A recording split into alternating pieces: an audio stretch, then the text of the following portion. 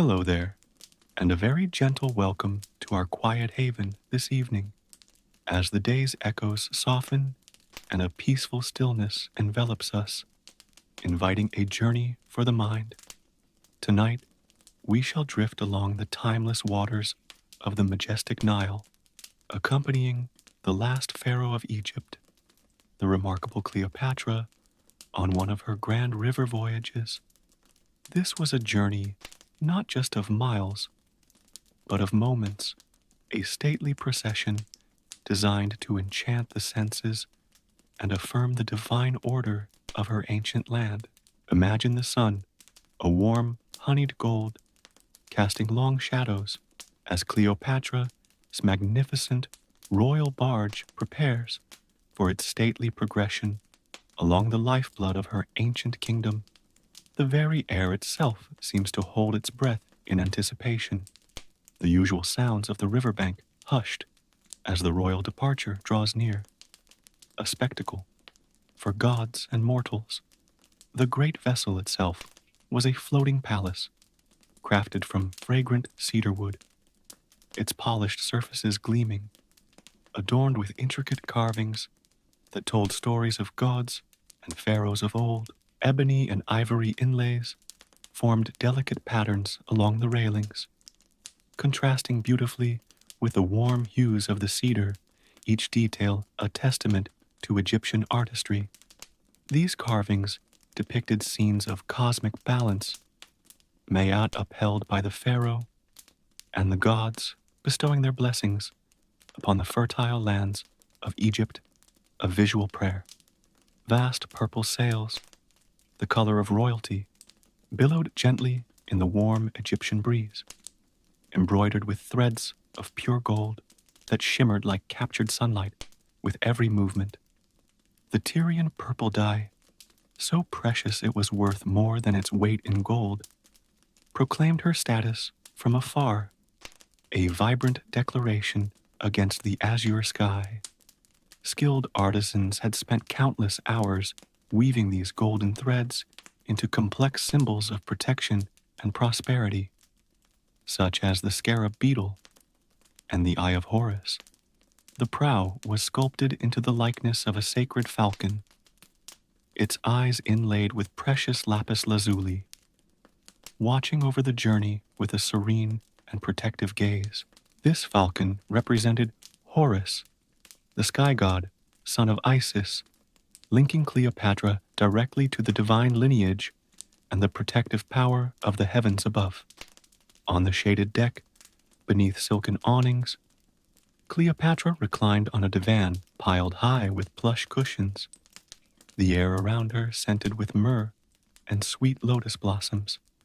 The awnings, dyed a deep indigo, were supported by gilded poles, offering respite from the sun's intensity while allowing cool breezes to circulate freely across the deck.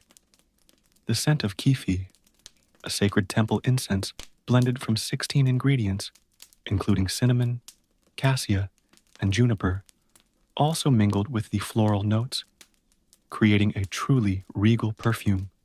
Her attendants, quiet and graceful, moved with practiced ease, offering cool drinks in jeweled goblets and fanning her with ostrich plumes dyed in vibrant hues.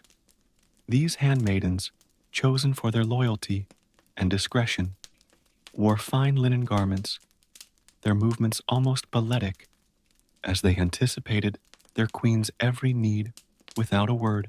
The ostrich plumes, some tipped with iridescent peacock feathers, created gentle currents of air, not just cooling, but also keeping away any troublesome insects from the royal presence. Musicians played soft, hypnotic melodies on lyres and flutes, their gentle notes weaving through the rhythmic splash of oars and the distant calls of river birds. The lyres, with strings of taut gut, produced resonant, calming tones, while the wooden flutes sang melodies that mimicked the whispering reeds along the Nile's banks. Sometimes, a sistrum, a sacred rattle associated with Hathor and Isis, would add its distinctive shimmering sound, invoking joy and warding off malevolent spirits from the voyage. The journey was a display of power and divinity, a reminder to all who witnessed it that Cleopatra was not just a queen, but a living goddess, Isis incarnate. Every element, from the barge's opulence to Cleopatra's serene demeanor, was meticulously orchestrated to reinforce this dual identity, crucial for her authority in a complex world. As the barge moved south from Alexandria, the bustling port city faded, replaced by the verdant fields of the Nile Delta, a tapestry of emerald green against the ochre desert. Alexandria, with its famed lighthouse and grand library, represented the Hellenistic face of her kingdom, a center of learning and commerce, looking out to the Mediterranean. Leaving it behind meant journeying into the ancient heartland of Egypt, where traditions stretched back for millennia, a landscape imbued with a different kind of power. Farmers paused in their work, their faces turned upwards in awe as the royal flotilla passed, a vision of unimaginable splendor gliding through their everyday world. They might have been tending to fields of wheat, barley, or flax, their backs bent under the sun, when this divine procession momentarily lifted them from their toil. For many, this would be the only time they would ever see their queen, a figure who existed in prayers and official decrees, now made breathtakingly real. Children ran along the riverbanks, their excited cries carrying over the water, hoping to catch a glimpse of their enigmatic queen, a figure of legend, even in her own time. Their small, eager faces would peer through the papyrus reeds, their shouts a mixture of joy and reverence, a memory they would cherish for a lifetime.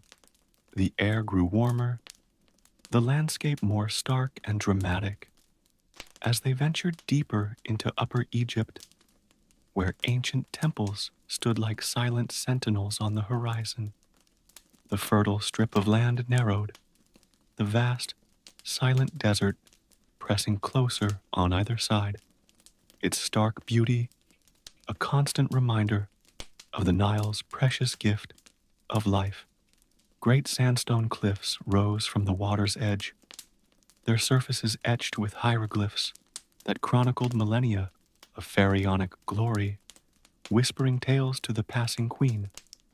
These inscriptions recorded victories in battle, offerings to the gods, and the lineage of rulers, a stone library open to the sky, speaking directly to her heritage. Sunlight and shadow would play across these ancient carvings, making the figures seem to shift and move, as if the spirits of the past were acknowledging her passage. Cleopatra would often spend hours gazing at these timeless monuments, feeling a profound connection to the long line of rulers who had navigated this very river before her. She might trace the cartouches of famous pharaohs like Hatshepsut or Rameses the Great, feeling the weight and inspiration of their reigns upon her own shoulders. She understood the deep spiritual significance of the Nile, the source of all life and fertility in her arid land, a divine artery pulsing through the heart of Egypt. The annual inundation, the life-giving flood, was seen as the work of the god Hapi, and its success was intrinsically linked to the pharaoh's favor with the divine. At important cult centers like Dendera or Edfu, the barge would moor, and Cleopatra, adorned in ceremonial regalia, would disembark to honor the local deities in their temples. Dendera, dedicated to Hathor, goddess of love, music, and joy, would welcome her with particular festivity. Its magnificent hypostyle hall, a forest of carved columns. At Edfu, the temple of Horus, her divine counterpart stood remarkably preserved, its imposing pylon gateway, a symbol of the enduring power of the ancient faith. Her ceremonial attire would include the vulture headdress of a queen or the double crown of Upper and Lower Egypt, emphasizing her role as unifier of the two lands.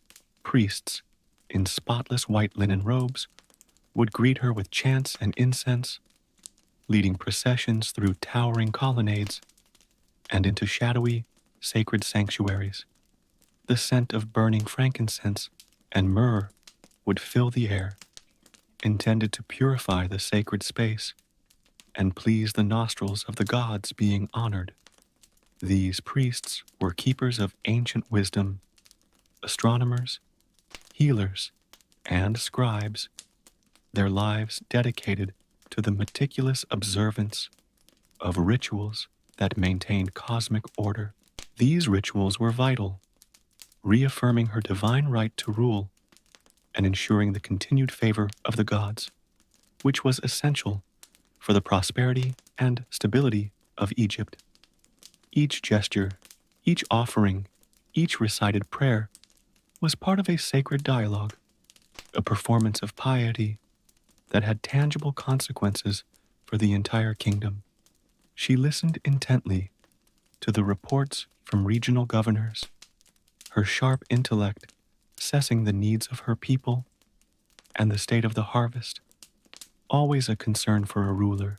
These nomarchs, administrators of the various provinces or nomes, would provide updates on irrigation projects, tax collection, and any local disputes requiring royal attention.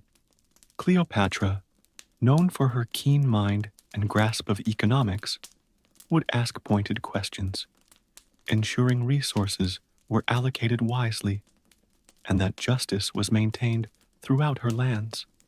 Sometimes, she would receive emissaries from distant lands, their brightly colored robes, a stark contrast to the muted tones of the desert, bringing news from beyond her borders, perhaps envoys from Nabatean Arabia, with offerings of spices and incense, or traders from Meroe in Nubia, discussing gold and exotic goods from further south. These meetings were opportunities for diplomacy, for forging alliances, or for gathering intelligence about the shifting political landscape of the Eastern Mediterranean and beyond. The journey was also a strategic undertaking, a way for Cleopatra to be visible to her subjects, to reinforce their loyalty, and to project an image of unwavering strength. Her presence reassured the populace that their queen was vigilant, attentive to their needs, and capable of defending Egypt against any external threats or internal strife. She was a scholar as well as a queen, fluent in many languages, and her barge carried a library of scrolls, which she would study late into the cool desert nights. These scrolls might contain Greek philosophy, Egyptian religious texts, histories of other kingdoms, or treatises on mathematics and astronomy, reflecting her wide-ranging intellect. It is said she was the first Ptolemaic ruler to learn the Egyptian language, a testament to her dedication to understanding her subjects and their ancient culture. The stars above the Nile were brilliant, undimmed by city lights, a canopy of diamonds scattered across a velvet sky, inspiring wonder and contemplation. Egyptian astronomers had charted these constellations for millennia, associating them with their gods and myths, using their movements to mark time and predict events. She might discuss philosophy with her learned companions, or listen to poetry that celebrated the beauty of her land and the valor of its ancient heroes. Debates on Stoic virtue or Epicurean pleasure might unfold, or perhaps recitations from Homer, alongside newly composed Egyptian verses praising her own reign. The kitchens aboard the barge produced sumptuous feasts, with fresh fish from the Nile, dates, figs, pomegranates, and roasted meats seasoned with exotic spices. Nile perch, tilapia, or catfish, freshly caught by accompanying fishing boats, would be grilled over charcoal or baked in clay ovens seasoned with coriander and cumin. Sweet, sticky dates from the palm groves, juicy figs, and ruby-red pomegranate seeds provided natural sweetness, alongside honey cakes and pastries. Wine flowed freely, cooled in porous clay jars, its rich aroma mingling with the scent of baking bread and the sweet perfume of night-blooming flowers along the banks. Vineyards in the delta and oases produced a variety of wines, some red, some white, carefully fermented and stored in amphorae sealed with resin. The bread, made from emmer wheat or barley, would be baked daily, its comforting aroma a staple of life, even amidst the grandeur of the royal flotilla.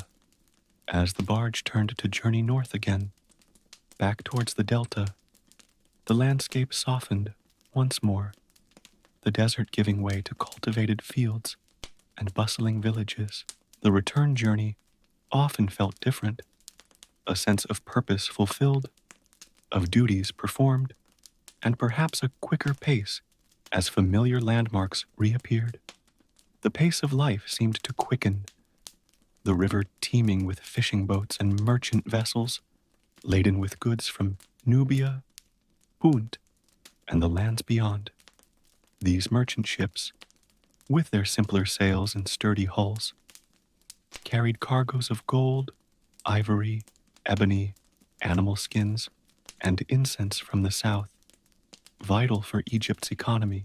Cleopatra observed it all with a keen eye, her mind already formulating plans, negotiating alliances, and ensuring the continued wealth and security of her kingdom. She would note the flow of trade, the condition of the river ports, and the general mood of the people, gathering information that would inform her policies back in Alexandria.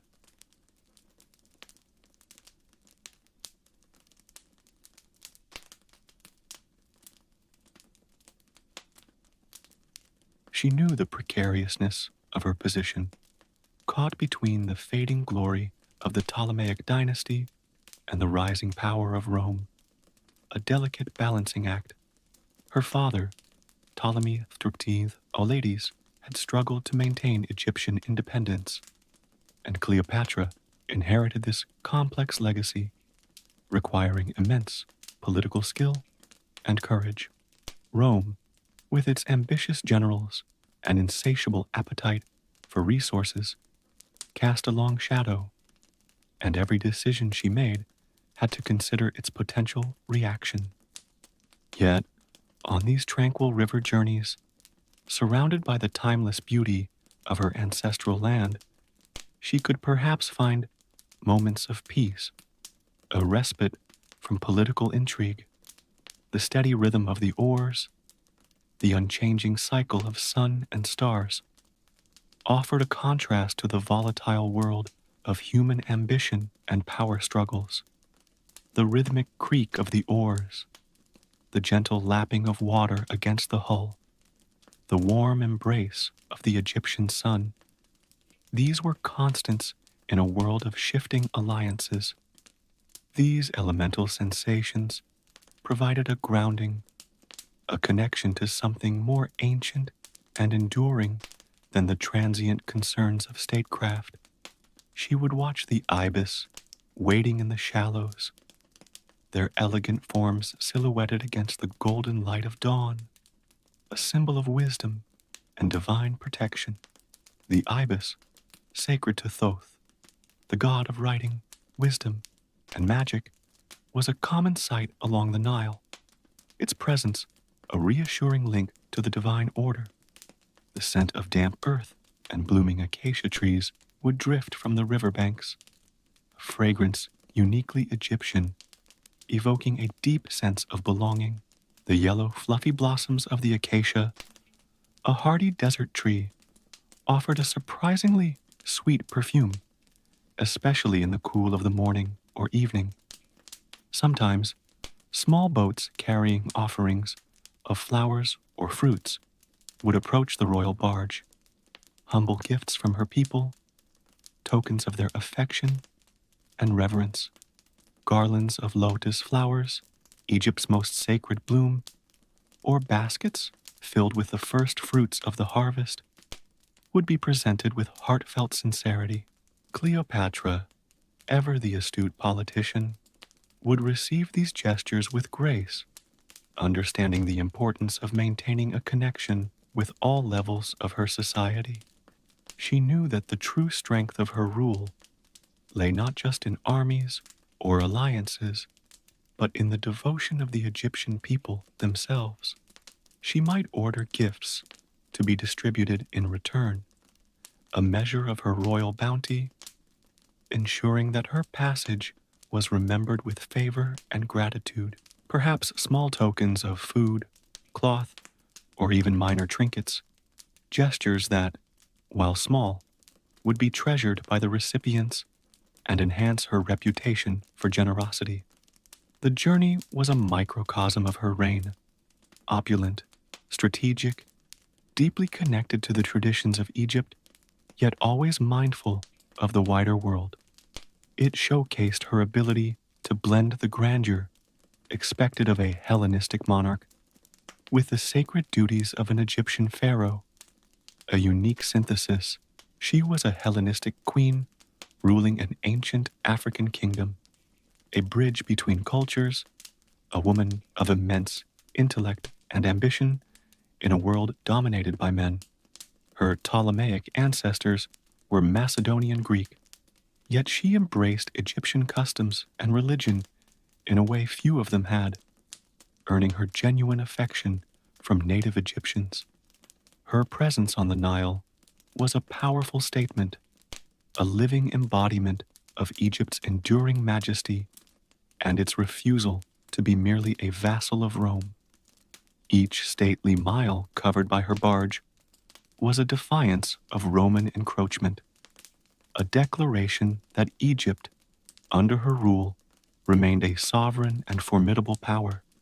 She would have seen the great pyramids of Giza from afar, their colossal forms a testament to the engineering genius and divine authority of her predecessors.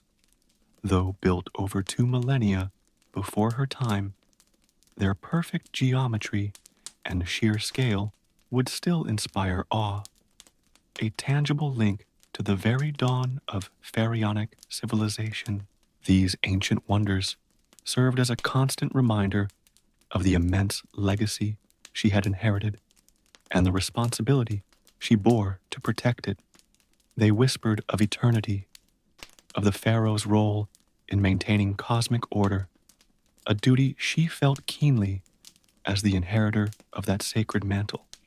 The journey was also a personal pilgrimage, a way for her to commune with the spirit of Egypt, to draw strength from its ancient soil and sacred waters. In moments of quiet reflection, away from the demands of court, the river's timeless flow could offer solace and a renewed sense of purpose. She understood that her power was intrinsically linked to this land, to its gods, its people, and its life-giving river, the eternal Nile. Unlike purely political power, this connection was spiritual, almost mystical, a bond that legitimized her rule in the eyes of her most traditional subjects. As the barge neared its destination, perhaps the great port of Alexandria or another royal city, the activity on board would subtly increase, preparations for arrival underway. Attendants would begin to pack away personal items, scribes would finalize documents, and guards would prepare for the disembarkation and the Queen's re-entry into city life. Messengers would be dispatched, orders given, as the administrative duties of the kingdom awaited her return, the brief interlude of the river journey drawing to a close. These swift couriers, traveling on fast galleys or horseback along the river banks, carried her decrees and instructions, ensuring the smooth functioning of government even in her absence. The purple sails would be carefully furled. The rhythmic chanting of the rowers would change its cadence, signaling the end of this particular voyage. The skilled sailors would work with precision, their movements honed by experience, securing the vast expanse of fabric that had powered their journey. Cleopatra would emerge from her shaded sanctuary, her regal bearing undiminished, ready to face the challenges and complexities of her rule once more. Her expression would be composed, her gaze direct, betraying none of the weariness of travel, only the serene authority of a queen returning to her capital. The memory of the journey, however, would linger. The sun-drenched landscapes, the ancient temples, the devotion of her people, the timeless flow of the river. These images and sensations would become part of her inner landscape, a source of inspiration and perhaps comfort in the demanding days that followed. It was a display of wealth, yes, but also a profound act of communion between a queen and her realm, a reaffirmation of her unique place in history. The gold and jewels were symbols, but the true treasure was the intangible bond forged between ruler and ruled, witnessed by the ancient gods of Egypt. The Nile had witnessed countless pharaohs before her, each leaving their mark, and Cleopatra, in her own way, was adding her chapter to its eternal story. Her chapter would be one of brilliance, resilience, and ultimately tragedy, but also of a deep love for the land the Nile had nurtured for eons. She would carry the peace of the river within her, a quiet strength to draw upon as she navigated the treacherous currents of international politics. This inner serenity, cultivated by moments of connection with the timeless rhythms of Egypt, would be a vital asset in her dealings with powerful Roman figures. The journey reinforced her identity, not just as a descendant of Ptolemy, but as a true pharaoh of Egypt, beloved by its gods and its people. By embracing Egyptian traditions so fully, she transcended her foreign ancestry, becoming in spirit, if not entirely by blood, a daughter of the Nile. Her barge, a jewel on the water, represented the splendor of her court, a beacon of culture and sophistication in a rapidly changing world. Alexandria was a global center of learning, and her court attracted scholars, poets, and artists, making this floating palace a mobile embassy of Hellenistic culture. The scent of lotus and myrrh would cling to her garments, a reminder of the sacred perfumes used in temple rituals and the lush gardens of her palaces. These fragrances were more than mere adornment. They were imbued with religious significance, linking her personal aura to the sacred sphere of the gods. She knew that Rome's shadow loomed large, but for these moments on the Nile, she was the undisputed mistress of her ancient and magnificent land. The river journey was a temporary assertion of autonomy, a space where Egyptian sovereignty felt absolute, even as Roman influence grew inexorably stronger. The journey was a testament to her charisma, her ability to command loyalty and inspire awe, qualities that made her a legendary figure. Even Roman historians, often hostile, acknowledged her charm and intelligence, recognizing the personal magnetism that captivated powerful men like Caesar and Antony. She would have observed the intricate irrigation systems, the lifeblood of Egyptian agriculture, understanding the delicate balance required to sustain her kingdom. Canals, dikes, and shadows, ancient water lifting devices, were all part of this complex network, meticulously maintained to ensure the land's fertility. The journey allowed her to connect with the rhythm of the agricultural seasons, the flooding and receding of the Nile, which dictated the lives of her subjects. She would understand the anxieties and hopes tied to Akhet, the season of inundation, Pere, the season of growth, and Shemu, the season of harvest. She was a patron of the arts and sciences, and her barge likely carried scholars and artists who documented the journey or sought her patronage. Perhaps cartographers mapping the river's course, botanists studying its flora, or poets composing odes to the queen and the timeless landscape. Discussions on astronomy, mathematics, and medicine might have filled the evenings, reflecting the intellectual vibrancy of her Alexandrian court. The legacy of Euclid, Eratosthenes, and Herophilus, great minds associated with Alexandria, would have informed these learned conversations under the stars. The sight of her flotilla would have been a spectacle, reinforcing the idea of Ma'at, divine order and justice, with the pharaoh at its apex. Any disruption to this order, any sign of weakness from the pharaoh, was believed to invite chaos, making such displays of serene authority deeply significant. She understood the power of imagery, and every aspect of the journey was carefully curated to project an aura of divinity and absolute authority.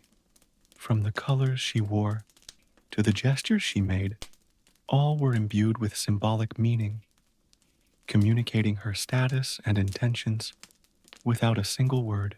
The journey was a thread in the rich tapestry of her life, a moment of regal procession and perhaps quiet contemplation amidst a turbulent reign. These interludes of relative calm were essential for a ruler facing constant pressure, allowing for reflection and strategic thinking away from daily crises. It was a reminder that even as empires clashed, the ancient pulse of Egypt, embodied by the Nile, continued to beat strong and steady. Dynasties rose and fell, invaders came and went, but the river endured, a symbol of Egypt's resilience and its deep, abiding connection to its past. Cleopatra's journey was more than a simple progression. It was a vibrant, living tableau of Egyptian life, culture, and royal power unfolding along its sacred river. It was a performance, a pilgrimage, a political statement, and a personal retreat, all woven together into a uniquely Egyptian experience. The sounds of the river, the distant songs of boatmen, the rustle of papyrus reeds in the breeze, would have formed a constant, soothing backdrop. These natural harmonies, punctuated by the calls of unseen creatures, created a soundscape that was both ancient and ever-present, lulling the mind to peace. She would have seen crocodiles basking on the muddy banks, hippos wallowing in the shallows, a reminder of the wild, untamed aspects of her kingdom. These powerful creatures, associated with gods like Sobek, crocodile, and Taweret, hippopotamus, embodied the formidable, sometimes dangerous, forces of nature that Egyptians revered. The journey provided a unique perspective on her realm, from the bustling cities to the quiet rural villages, each with its own character and concerns. This first-hand experience of her kingdom's diversity would have enriched her understanding and informed her governance in ways that reports alone could not. She was a queen who understood the importance of being seen, of connecting with her people, not just from within palace walls, but along the length of the Nile. This visibility fostered a sense of shared identity and purpose, reminding Egyptians that their queen was not a distant abstraction, but a living presence in their world. Her legacy is complex, but these journeys reveal a ruler deeply intertwined with the destiny of Egypt, a land she fought fiercely to protect. Despite the eventual Roman conquest, her efforts to preserve Egyptian autonomy and her embrace of its culture left an indelible mark on its history. And as the royal barge finally docked, the echoes of the river's gentle rhythm would remain, a serene memory of Cleopatra's majestic passage. The transition back to the structured life of the palace would be marked, yet the river's freedom would linger in her thoughts, a cherished interlude. So, let the gentle lapping of those ancient waters and the soft Egyptian breeze carry you now into a peaceful and restorative sleep. May your dreams be as tranquil and grand as that timeless river, and your rest as deep as the history it holds within its flowing heart. Settle in now as the world outside grows quiet and the gentle hush of evening descends, inviting your mind to wander freely on a peaceful current. Let us drift together back through the soft sands of time, carried by whispers of history to a land of ancient wonders and long-held secrets, a true story of patience rewarded. Our destination is the sun-baked expanse of Egypt's Valley of the Kings, a realm of silent majesty where limestone cliffs guard the sleep of pharaohs from millennia past. Here, a determined archaeologist named Howard Carter, a man driven by an unyielding belief, searched tirelessly for a treasure lost to the ages, the tomb of a young pharaoh. His quest was for Tutankhamun, the boy king whose name was but a footnote in history. His final resting place, a tantalizing mystery hidden by the desert's embrace. For many long years, Carter toiled under the relentless Egyptian sun, his hope a fragile yet persistent flame in the vast, silent expanse of that sacred, ancient valley. He meticulously mapped and excavated, often with dwindling funds and fading support, driven by an intuition that something incredible still lay concealed beneath the shifting sands. The valley itself, seemingly barren landscape of rock and dust, had been the royal necropolis for centuries, a city of the dead under the watchful gaze of the Theban peak. It had been scoured by treasure hunters since antiquity, and more recently by archaeologists, many of whom declared its secrets thoroughly exhausted, its tombs all plundered or found. Yet Carter, a solitary and sometimes stubborn figure, held onto a steadfast, quiet conviction, poring over old maps and clues that others had dismissed as insignificant. He believed that one royal tomb, that of the young Tutankhamun, might have escaped the widespread looting due to its relatively minor king and perhaps a cleverly hidden entrance. His patron, the 5th Earl of Carnarvon, a wealthy English nobleman with a passion for Egypt's golden past, had funded these arduous seasons of digging with considerable generosity. Lord Carnarvon, however, after so many fruitless years and significant expense, was beginning to feel his resources and his patience understandably wane with each passing, unproductive season. The year was 1922, a pivotal moment, and the final season of officially sanctioned searching was drawing inexorably to its close under a cloud of unspoken disappointment. A sense of impending failure hung heavy in the dry desert air for Carter and his loyal team of Egyptian workmen who had shared his hopes and labors for so long. But then, on a still November morning, the 4th of the month, as workers cleared ancient hut foundations near the imposing tomb of Rameses the 6th, a new sound was heard. A workman's tool struck something solid, not loose debris, and with gentle brushing, a single, cleanly cut stone step emerged from beneath the accumulated rubble and sand of ages.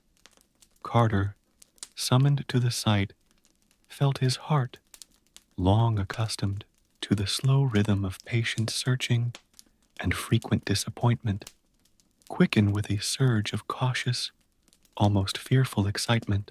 This was different. Its position, its neatness, promised something more significant than just another empty shaft or the remains of a simple worker's dwelling from antiquity. Slowly, ever so carefully, under Carter's intense supervision, the team of dedicated Egyptian workers, men of great skill and intuition, cleared away more of the overlying debris.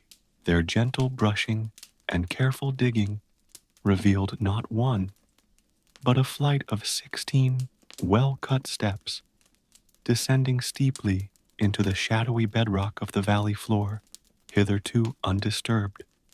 Each newly uncovered step deepened the sense of anticipation, the air thick with unspoken questions.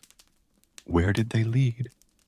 And what secrets had they guarded for so long? At the bottom of this hidden, descending staircase lay a sight that made Carter's breath catch. A sealed doorway, its surface plastered, smooth and starkly white.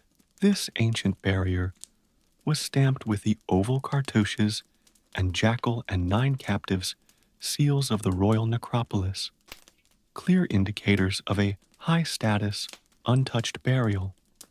These seals, though some were indistinct, were potent symbols of protection and royal authority, suggesting the tomb beyond had remained inviolate for millennia. A silent guardian, Howard Carter, his hands trembling almost imperceptibly, knew in that profound moment that this was a discovery of immense, world-altering significance, a vindication of his unwavering belief.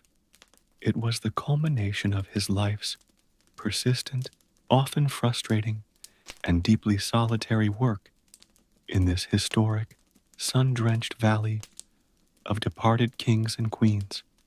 He immediately ordered the staircase refilled to protect the find from any potential interference or damage, a necessary precaution until his patron could arrive from distant England. He then dispatched an urgent and now famous telegram to Lord Carnarvon, its words barely containing his elation. At last have made wonderful discovery in valley, a magnificent tomb with seals intact, recovered same for your arrival. Congratulations. The ensuing wait for Carnarvon's arrival from Highclere Castle was filled with an almost unbearable, suppressed excitement and a heavy weight of responsibility for Carter. The sealed doorway, now hidden once more beneath the sand, remained a constant, tantalizing presence in his thoughts, guarded day and night by his most trusted foreman. Local rumors began to circulate, as news of a find often did in the close-knit community of Luxor, but Carter maintained a strict secrecy to protect the site. When Lord Carnarvon, accompanied by his equally enthusiastic daughter, Lady Evelyn Herbert, finally arrived in Luxor some 3 weeks later, the atmosphere was electric, with hushed, hopeful reverence. Lady Evelyn, herself a keen Egyptophile, shared her father's and Carter's passion, her presence adding another layer of eager anticipation to the impending revelation. On the 26th of November, a date etched forever in archaeological history, with a small, expectant group assembled, Carter stood once more before the upper part of that sealed doorway. He was ready, after years of dreaming and searching, to make the first careful breach into the unknown, to peer beyond the veil of 3,000 years. With steady hands, though his pulse surely raced, he made a tiny, exploratory opening in the top left-hand corner of the plastered doorway. A moment of intense focus, the ancient plaster crumbled easily under his careful, deliberate pressure, falling away to reveal a dark, impenetrable void beyond the thickness of the door. An iron testing rod, long and slender, was then pushed cautiously through the small opening. It met only empty space, not the solid rock or rubble fill of a false passage. This crucial test indicated that a passage or chamber lay just beyond the ancient, sealed entrance, deepening the suspense and confirming their highest hopes. Widening the hole sufficiently to see, Carter lit a candle, its flickering flame casting dancing shadows as stale, ancient air rushed out with a faint sigh. This escaping air, the breath of millennia, carried the subtle, mingled scents of perfumes, sacred resins, oils, and something indefinably old, organic, and sacred. He peered into the darkness, the candle light struggling to penetrate the gloom, his eyes slowly, painfully adjusting after the brilliant glare of the desert sun outside. A profound, almost sacred silence enveloped the small group, each person holding their breath, straining to hear any indication of what lay within those hidden chambers. Lord Carnarvon, standing anxiously just behind him, his own excitement palpable, finally broke the silence, asking with bated breath, "Can you see anything?" The world, it seemed, paused for Carter's reply. A moment stretched thin by 3,000 years of silence and weeks of intense, hopeful anticipation. Carter's voice, when it finally came, was choked with emotion, thick with awe and wonder. "Yes," he managed to utter, his mind reeling. "Wonderful things." His eyes, now accustomed to the dim light, were met with an astonishing spectacle, a chamber filled to overflowing with an extraordinary collection of golden objects.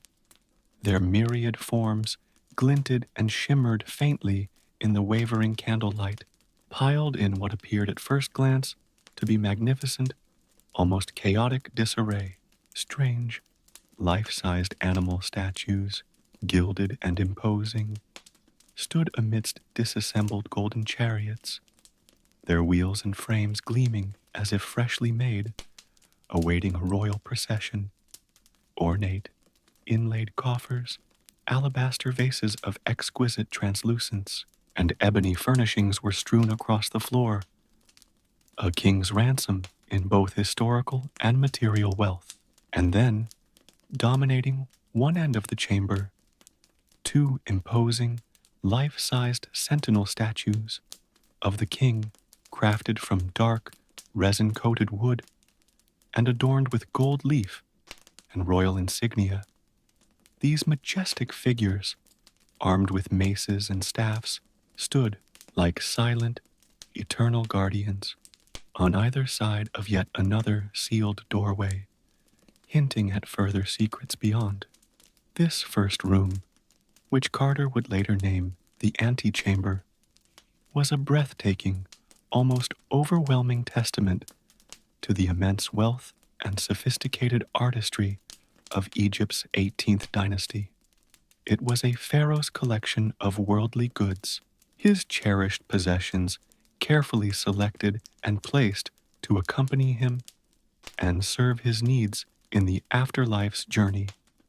Golden couches with intricately carved animal heads, fierce lions, sacred cows, and fantastical composite creatures from myth stood among the jumble of treasures. Their polished surfaces shimmered with detailed inlays of precious stones, vibrant blue and green faience, and ivory, showcasing the pinnacle of ancient Egyptian craftsmanship. Exquisite, painted wooden caskets, some sealed and their contents unknown, lay scattered, perhaps holding royal garments of fine linen, precious jewelry, or sacred ritual items. The contents of these mysterious boxes were a tantalizing puzzle, a mystery yet to be carefully unraveled by the patient hands and keen eyes of the archaeologists. The very air within the chamber was thick with the scent of millennia, a dry, slightly perfumed stillness that spoke of undisturbed slumber, a world perfectly sealed away. It was as if time itself had paused within these walls, preserving a moment from the distant past, a sacred space untouched by the passage of ordinary human existence. Carter and Carnarvon were utterly overwhelmed. Their years of relentless searching and often dwindling hope rewarded beyond their wildest, most extravagant imaginings. They stood at the threshold of a discovery that would not only redefine their careers, but would also captivate the entire world with its splendor and historical significance. The sheer volume and density of artifacts was staggering.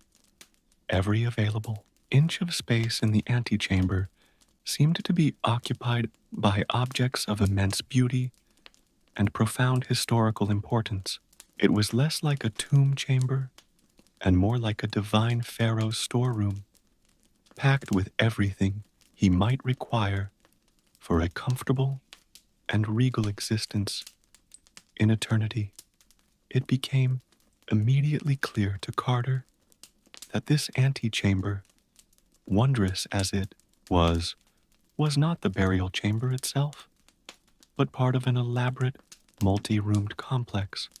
It was a series of rooms leading, he fervently hoped, to the pharaoh's final, undisturbed resting place, each doorway promising even more profound wonders yet to be revealed.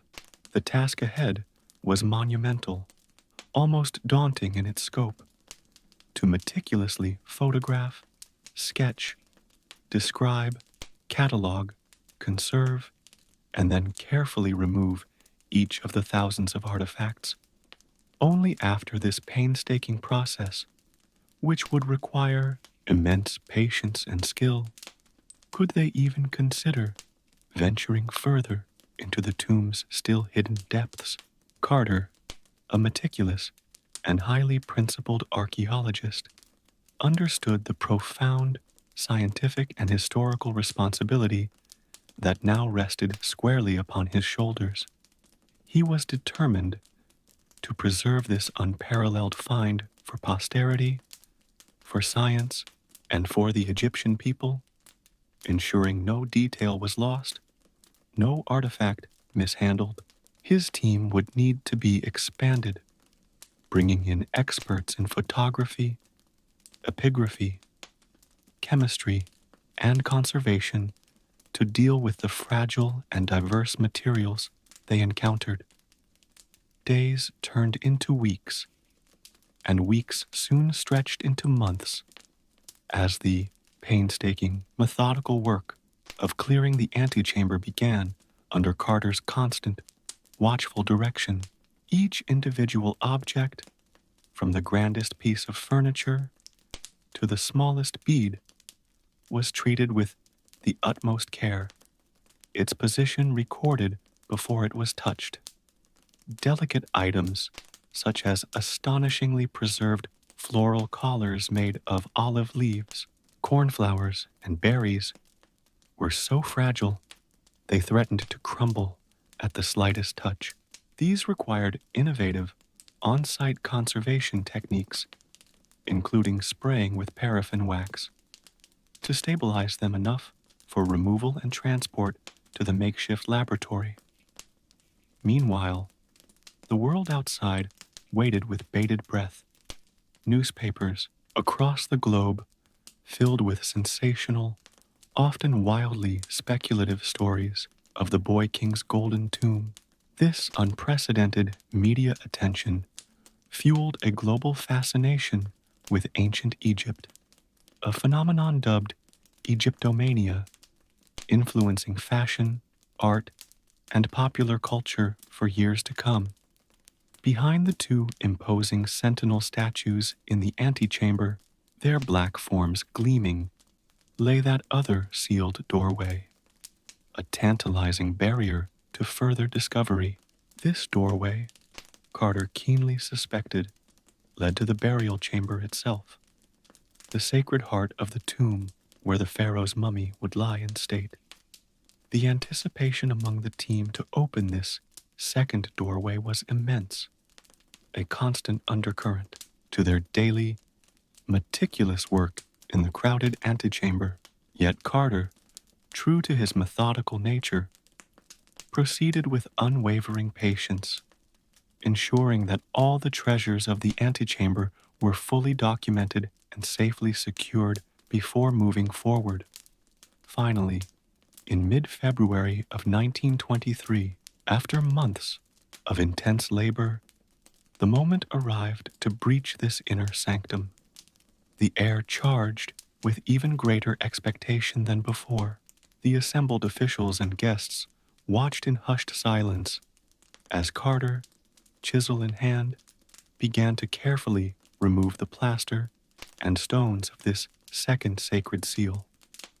The small opening, once made, revealed a sight that surpassed all previous wonders, causing gasps of astonishment from those privileged to witness it. A solid wall of gold seemed to fill the space beyond, a massive, gilded shrine that occupied almost the entire chamber, its surfaces gleaming brilliantly under the electric lights now installed. This colossal outer shrine, its wooden panels covered in thick gold leaf, was decorated with intricate religious texts and scenes, and inlaid with brilliant blue faience, Digid pillars, and Tayet symbols. It was merely the first protective layer of what Carter would soon discover to be a nested series of 4 such enormous sacred casings, one inside the other. It was clear now, beyond any doubt, that Tutankhamun's mummy and the coffins that held him lay cocooned within this elaborate series of divinely protected barriers.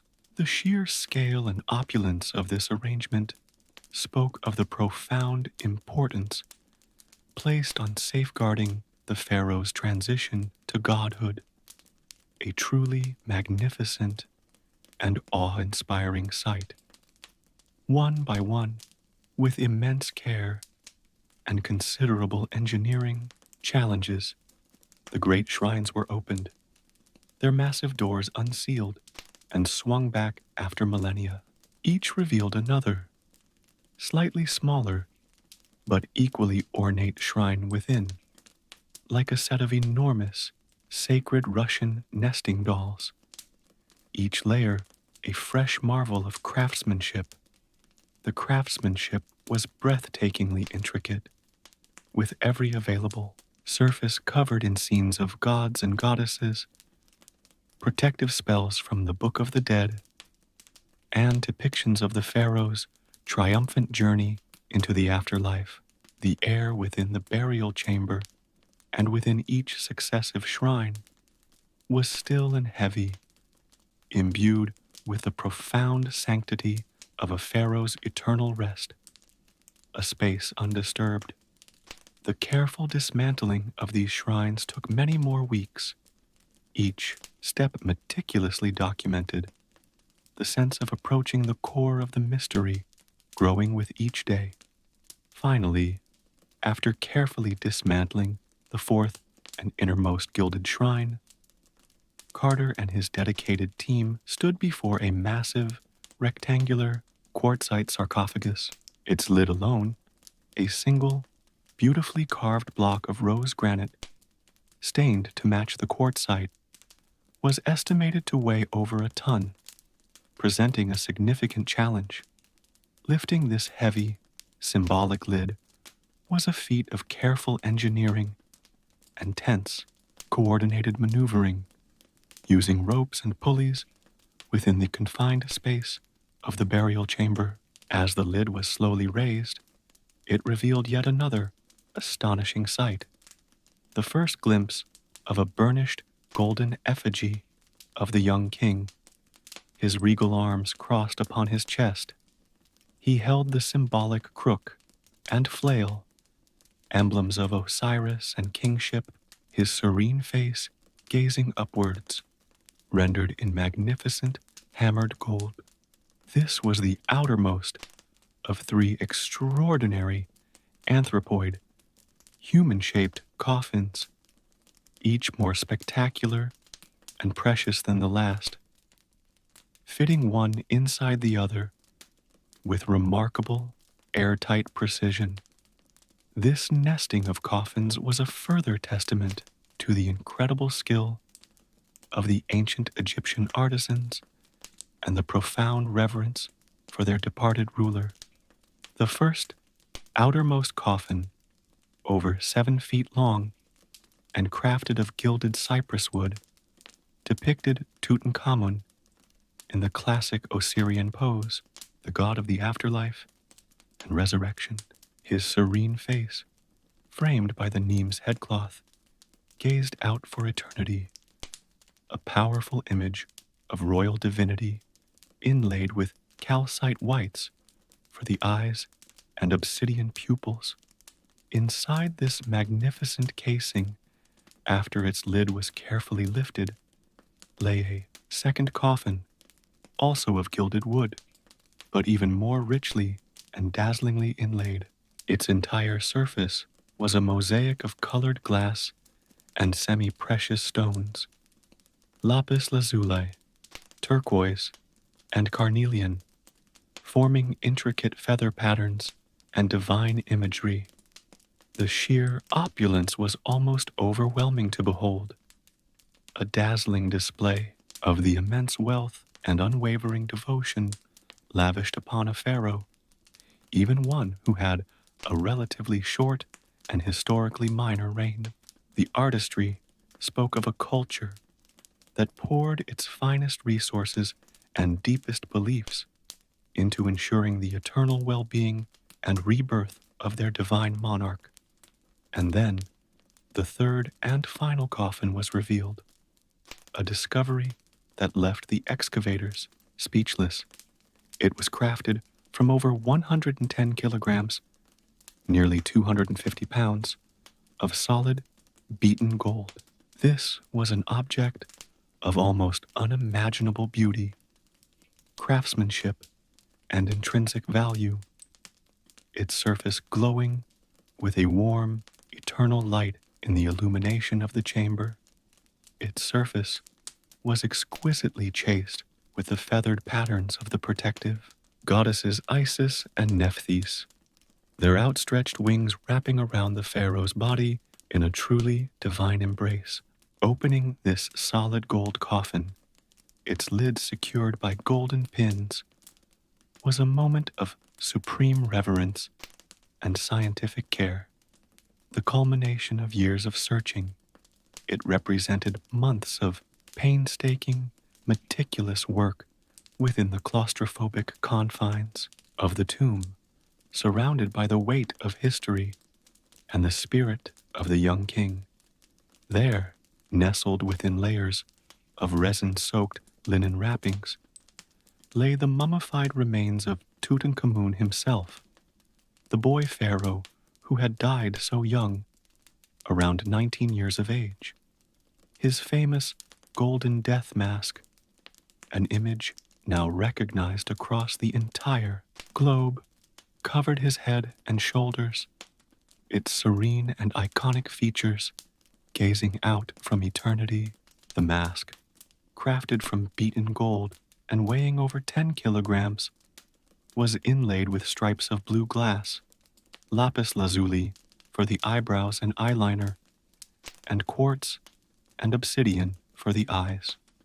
It portrayed an idealized, youthful image of the king, a masterpiece of ancient portraiture and goldsmithing, intended to ensure his recognition and transfiguration in the afterlife. Attached to the mummy and interspersed within its many layers of bandaging were over 140 other precious objects, golden amulets, daggers with ornate sheaths, and exquisite jewelry.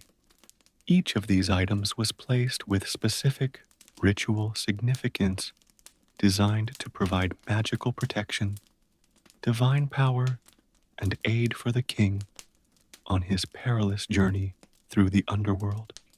The discovery of Tutankhamun's tomb was far more than just a spectacular recovery of treasure. It was an unparalleled window into a lost world, a time capsule. It offered insights into Egyptian art, religious beliefs, complex funerary practices, and even the daily life of the royal court, previously only guessed at from texts and reliefs. Howard Carter's unwavering perseverance, his refusal to give up when others had paid off in a way that few archaeologists could ever dream of achieving. He had unearthed a pharaoh's resting place, almost entirely intact, its seals unbroken, its contents undisturbed by robbers, a true miracle of preservation over 33 centuries. The contents of the tomb, from the grandest golden shrines and chariots to the smallest, most personal items, painted a vivid and intimate picture of royal life. They also underscored the profound and all-encompassing Egyptian belief in an eternal afterlife, a continued existence for which meticulous preparation was absolutely essential. The meticulous recording, painstaking conservation, and careful packing of the thousands of artifacts continued for nearly a decade, a colossal undertaking of scientific precision. Each artifact, once removed, was transported to a makeshift laboratory set up in a nearby empty tomb, where it was treated, studied, and prepared for its eventual journey. This journey would take them to the Egyptian Museum in Cairo, where they would become the centerpiece of its collection, astonishing visitors from around the world. The story of the discovery, amplified by global newspapers and early radio broadcasts, echoed around the globe, igniting a renewed and fervent passion for Egyptology. It inspired countless people with its compelling tale of adventure, ancient splendor, and the unlocking of secrets hidden for millennia beneath the desert sands.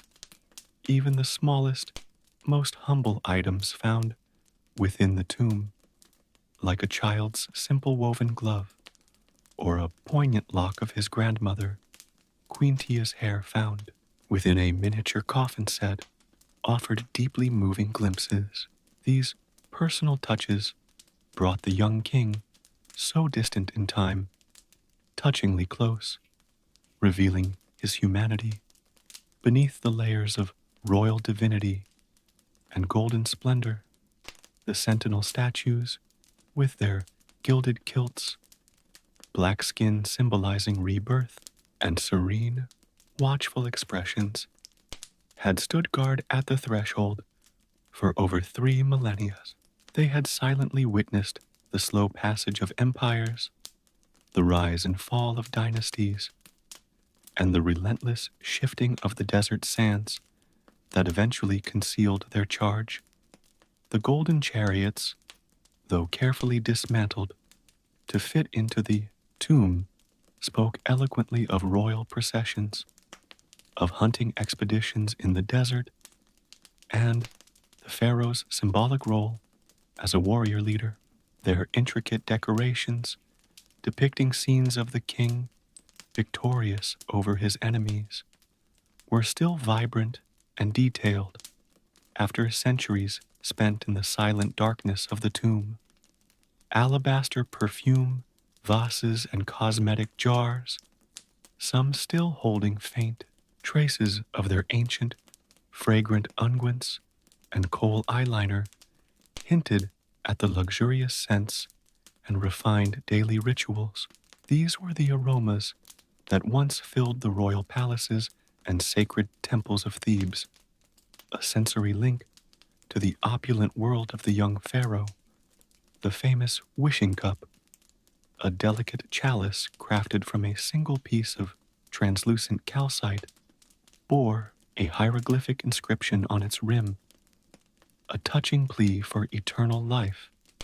It expressed the hope that the king might spend millions of years enjoying its contents, his eyes beholding happiness, a poignant wish for an unending, joyful existence.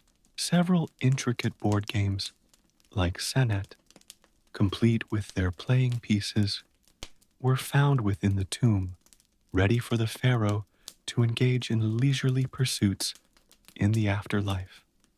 These games were not mere pastimes, but also symbolized the journey through the underworld, ensuring he would not lack for either entertainment or symbolic guidance. Even seemingly everyday items, such as finely woven linen shawls, intricately decorated sandals made of papyrus and beads, and wooden headrests, were preserved in remarkable condition.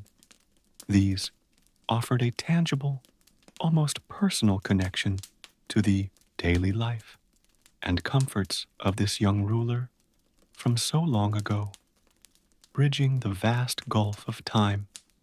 The discovery, while a triumph, also brought with it immense challenges, including the almost overwhelming pressure of intense global public interest and media scrutiny. Carter and his team had to manage the complexities of excavating and conserving such a delicate and invaluable find in a remote desert location with limited resources. He faced persistent criticism from some quarters, bureaucratic hurdles from government authorities, and the logistical nightmare of safeguarding thousands of priceless objects. Yet, Carter's dedication to the scientific integrity of the excavation, his insistence on methodical work and complete recording, remained unwavering throughout the long and arduous process. The popular legend of a pharaoh's curse, supposedly afflicting those who disturbed the tomb, arose in the sensationalist press, fueled by a few coincidental or unrelated untimely deaths. This captivating myth, though without factual basis, added another layer of mystique and romantic intrigue to the already spellbinding story of the boy king's treasures. But the true, enduring legacy of the discovery was not found in curses or unfounded rumors, but in the incredible, unprecedented wealth of historical and cultural knowledge it provided. It illuminated a fascinating and complex period of Egyptian history, the aftermath of Akhenaten's religious revolution, with unparalleled clarity and detail. Tutankhamun, once a relatively little-known boy, king overshadowed by more famous pharaohs, became an immortal, global icon, a name synonymous with ancient splendor. His golden death mask, in particular, is recognized worldwide as a supreme symbol of ancient Egypt's enduring allure, its artistic genius, and its profound mystery. The treasures from his tomb continue to fascinate, educate, and inspire millions of people each year, whether in Cairo or in traveling exhibitions around the world. They offer a direct, tangible link to a sophisticated civilization that shaped so much of subsequent human history, art, and religious thought, a legacy that still resonates. Howard Carter's meticulous field notes, his detailed drawings, and Harry Burton's stunning photographs of the excavation remain invaluable resources for scholars and researchers today. They stand as a testament to his professionalism, his foresight, and the enduring importance of careful, scientific, archaeological practice in the face of overwhelming discoveries. The quiet, almost obsessive determination that led him to that first hidden step in the dusty valley floor ultimately unveiled one of the greatest archaeological discoveries of all time.